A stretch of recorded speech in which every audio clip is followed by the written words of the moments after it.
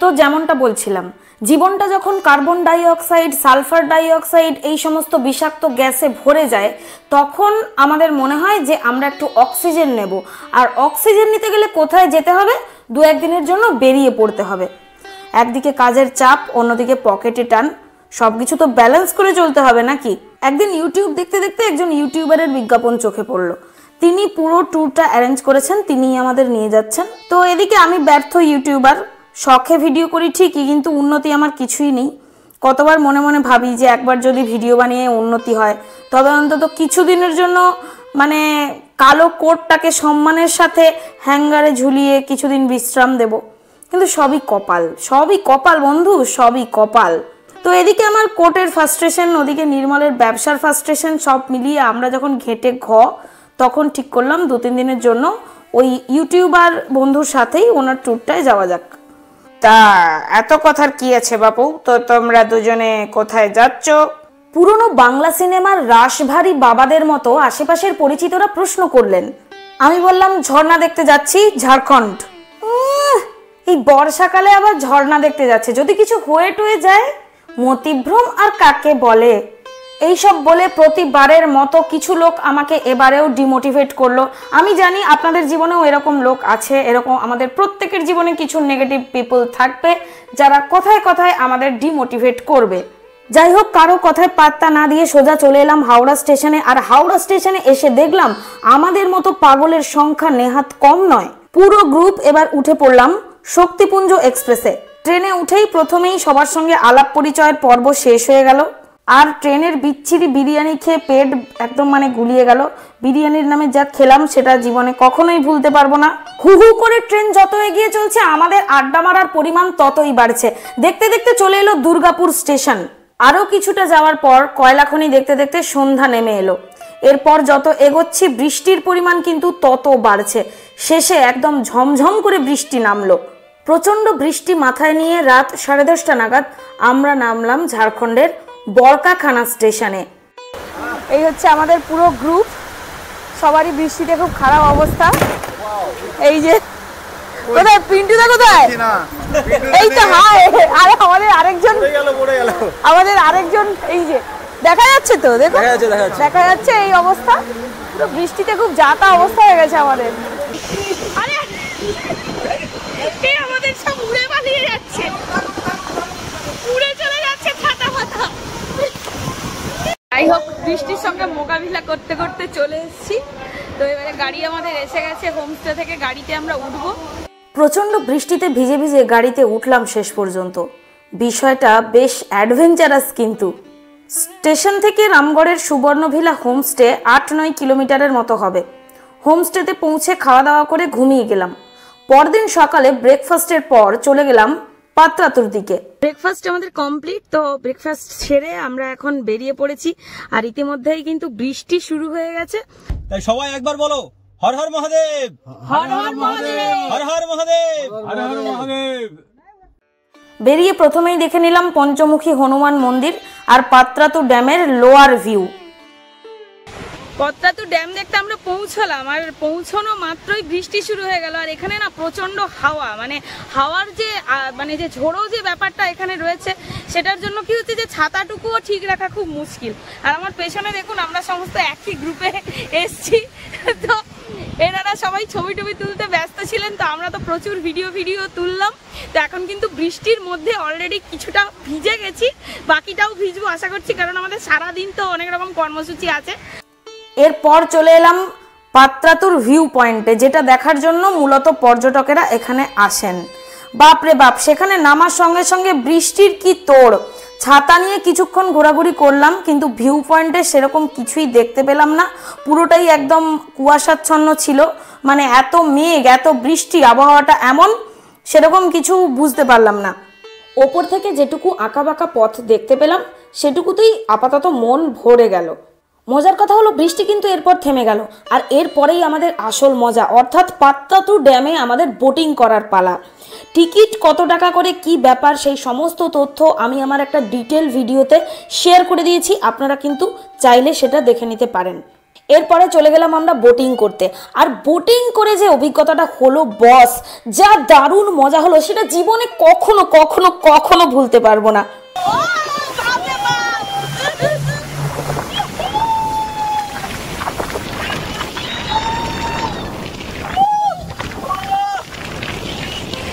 Boating এর অভিজ্ঞতাটা সত্যিই দুর্দান্ত। এইখানেই একটা খুব সুন্দর পার্ক আছে, পার্কে দেখলাম সমস্ত বাচ্চারা খেলাধুলা করছে। এইসব জায়গায় ঘুরতে গেলে কিন্তু পয়সা ওসুল হয়ে যাবে, রাস্তার ধারে যা ভিউ সেটাই অনবদ্য। এরপরে টপাটপ করে লাঞ্চ সারা হলো আমাদের। লাঞ্চের পর আমরা আবার বেরিয়ে পড়লাম, কিন্তু তার আগে দেখলাম একটা অপরূপ দৃশ্য। পাহাড়ের পাদদেশে কিছু চাষবাস হচ্ছে আর সেখানে পাহাড়ি মহিলারা কাজ করছেন।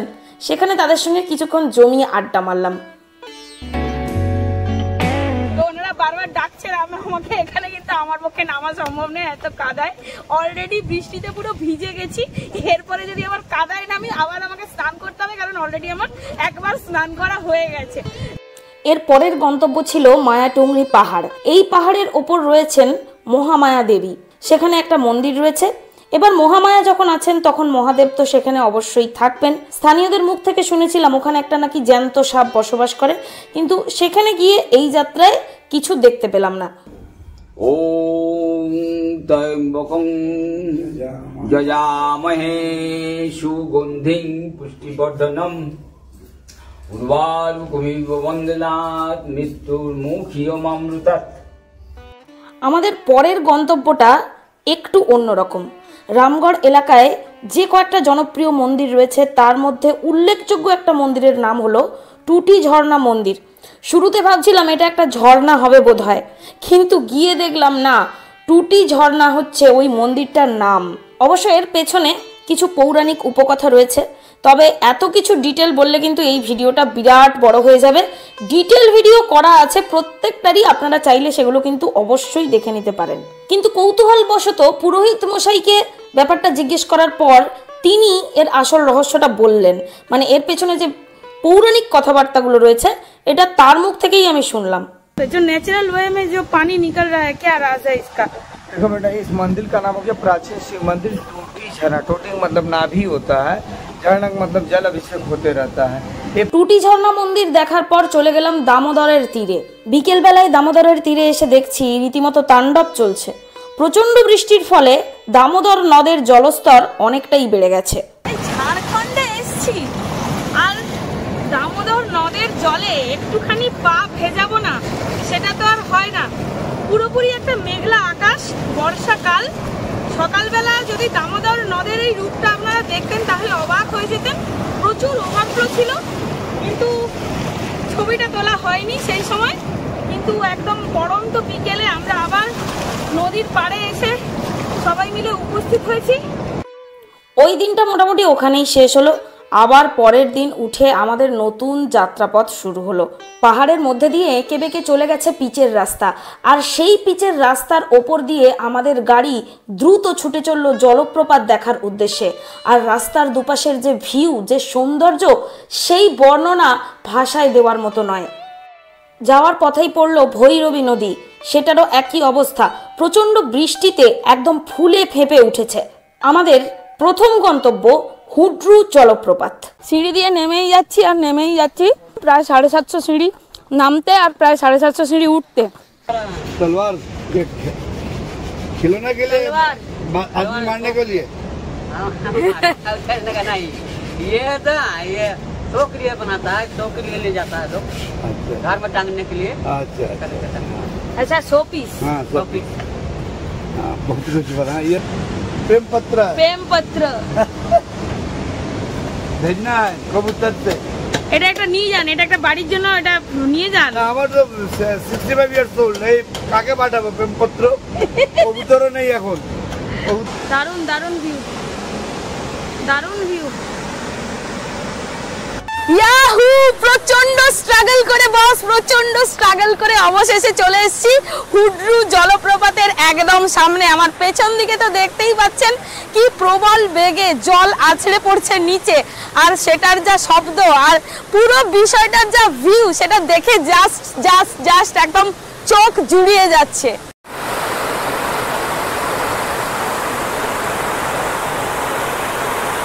হুড্রু জলপ্রপাতের একদম নিচ থেকে সিঁড়ি বেয়ে ওপরে উঠলাম, হাঁপিয়ে গেছিলাম প্রচুর। আমাদের একজন সহযাত্রী তিনি বললেন যে এই দিকে চলে এসো, আরো একটা দুর্দান্ত জায়গা দেখাবো। তো ওনার কথা মতোই চলে এলাম। আর দেখুন দারুণ একটা জায়গা। পুরো ডান দিকে দেখলে আপনারা দেখতে পাবেন এখান থেকে কিন্তু পুরো জলপ্রপাতের যে জলটা সেটা এখান থেকেই নেমে নেমে নিচে গিয়ে পড়ছে। সুতরাং আশেপাশে পুরো সবুজে সবুজ। আমরা একটা টিলার ওপর এখন বসে আছি। আর ডান দিকের যদি ভ্যালিটা একটু আপনাদের নজরে যায় তাহলে দেখুন কি অসাধারণ ভিউ। হুড্রু তো দেখা হলো, এবার চললাম আমরা জোনহা জলপ্রপাত দেখতে। নামছি তো নামছি, সিঁড়ির সংখ্যা আর যেন শেষই হচ্ছে না। মানে আমরা নামবো প্রায় 630টা সিঁড়ি, আবার উঠবো একই পরিমাণ সিঁড়ি, সব মিলিয়ে মানে 1200-র ওপরে আমাদের আজকে সিঁড়িতে ওঠানামা হবে। এটা আমাদের যিনি ড্রাইভার দাদা এসছেন তিনি জানালেন। চারিদিকে দেখতেই পাচ্ছেন একদম শাল পিয়াল বিভিন্ন রকম গাছে ভর্তি, আর সেই গাছগুলোর মাঝখান দিয়ে সুন্দর করে সিঁড়ির একটা রাস্তা একদম নিচে নেমে চলে গেছে। তো আমরা এখন সেই রাস্তা ধরেই এগিয়ে যাচ্ছি। মানে একটা অসাধারণ ভিউ, আর একদম কানে আসছে যে জলপ্রপাতের যে আওয়াজ সেটা কানে আসছে, একটা স্মুথ একটা আওয়াজ।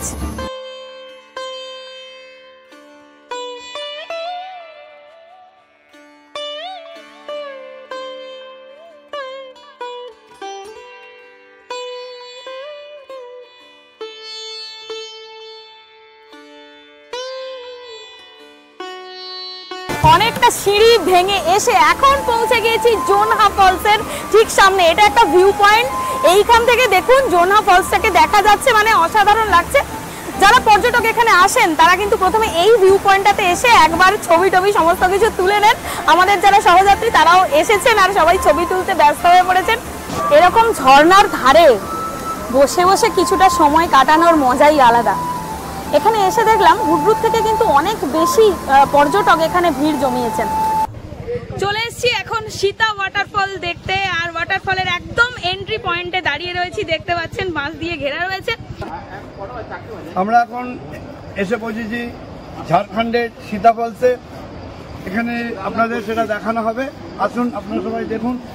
আশা করি আমাদের তো খুব ভালো লাগছে সবকিছুই। প্রাকৃতিক এখানকার প্রাকৃতিক সৌন্দর্য আমরা দেখে মুগ্ধ হয়ে যাচ্ছি। আশেপাশের মানে কি বলবো, বনাঞ্চলের যে সৌন্দর্য সত্যি দেখার মতো, উপভোগ করার মতো।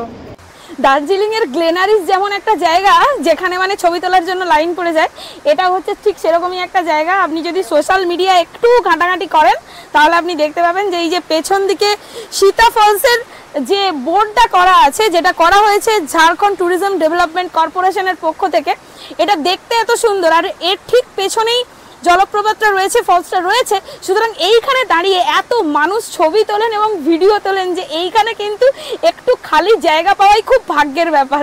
তো আজকে আমার সেই সৌভাগ্যটা হয়ে গেছে। আমি এখন ছবি তোলার জন্য আপাতত সেইখানেই দাঁড়িয়ে পড়েছি। পেছনে রয়েছে সেই বিখ্যাত সীতা ফলসের বোর্ড। এই যে আমাদের সীতা ওয়াটারফল। আমাকে একটু এগোতে গেলে কিন্তু এই পুরো সিঁড়িটা দিয়ে নেমে এইখান দিয়ে তারপরে যেতে হবে।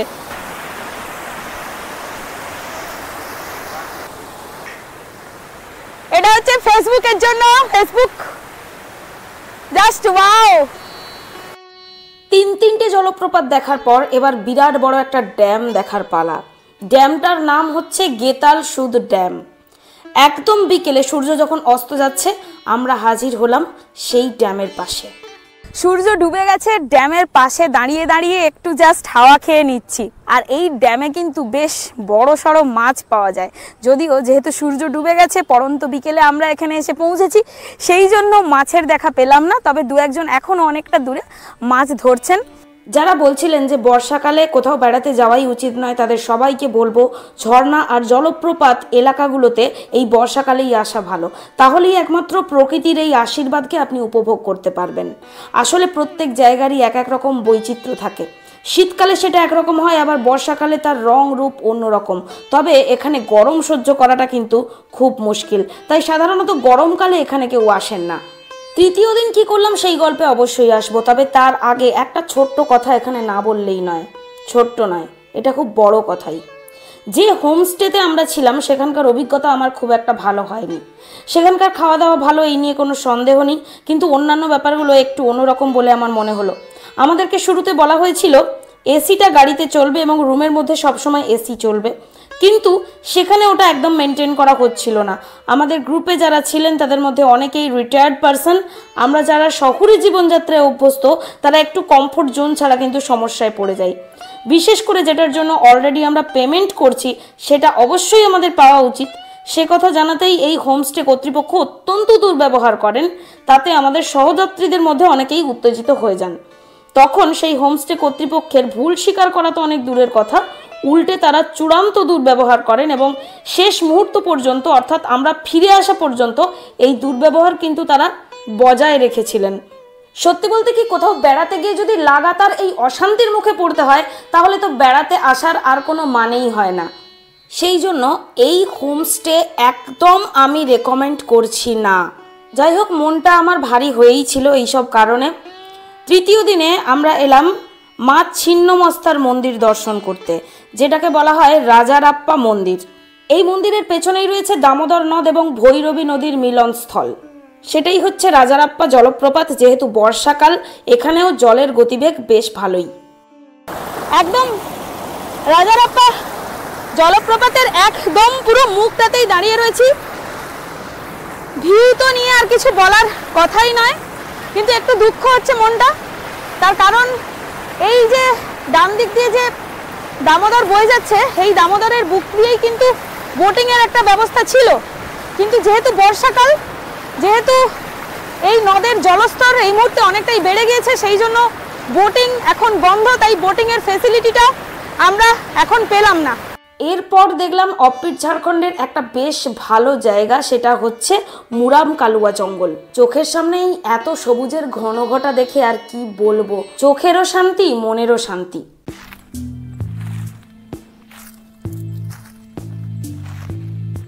মানে জঙ্গলে ঘোরাঘুরির যে স্বাদ, সেই স্বাদটাই হচ্ছে অনবদ্য। এত নিস্তব্ধ চারিদিকে, মানে নিজের কথাই যেন নিজের কাছে ফিরে ফিরে আসছে। আর দিনের বেলাও এখানে ঝিঁঝি ডাকছে, এমন একটা অদ্ভুত সুন্দর পরিবেশ। जंगल का नाम क्या है? मुरम कला जंगल, रामगढ़।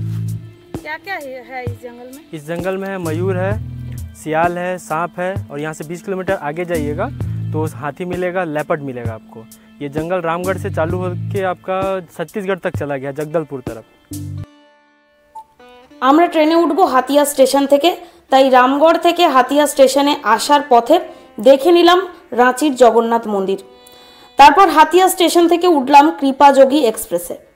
প্রথম দিন গিয়ে বেশ ভালোই লাগছিল এই জায়গায়, কিন্তু সময় যত গড়াতে লাগলো আর হোমস্টে কর্তৃপক্ষের অসভ্যতা যতই বাড়তে লাগলো, আমার মন কিন্তু ততই বেশি বিরক্তিতে ভরে যেতে লাগলো।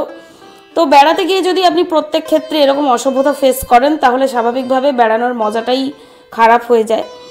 আর এখানকার হোমস্টে কর্তৃপক্ষের একটাই ইউএসবি আছে, তারা মানে খাবার দাবার বাড়ির মতো রান্না করে, কিন্তু মানুষ তো শুধুমাত্র বাড়ির খাবার খেতে বেড়াতে যায় না। প্রতিদিনের পরিচিত জীবনযাত্রাকে কিছুদিনের জন্য সরিয়ে রেখে একটা নতুন জায়গাকে আবিষ্কার করতে চায় মানুষ, আর এই জন্যই বাঙালি মূলত বেড়াতে যায়। কিন্তু সেখানে গিয়ে পয়সা দিয়েও যদি এরকম বাঁদরামি সহ্য করতে হয় তাহলে স্বাভাবিকভাবে অভিজ্ঞতা একদমই সুমধুর হয় না। তো এই ছিল আমার ঝাড়খণ্ড ট্রিপের ওভারঅল অভিজ্ঞতা। কোনো রকম রাগ ঢাক না করে পুরোটাই আপনাদের সামনে তুলে ধরলাম, মানে একদম অনেস্টলি মন থেকে তুলে ধরলাম।